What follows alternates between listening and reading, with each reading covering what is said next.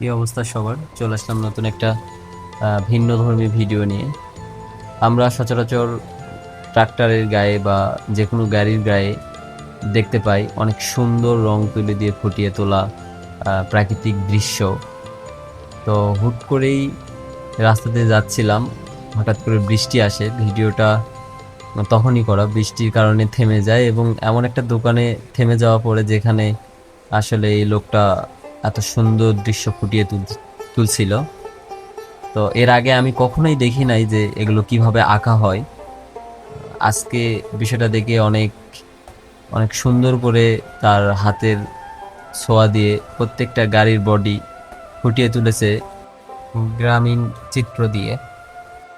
চলুন দেখা যাক শেষ পর্যন্ত কি হয়।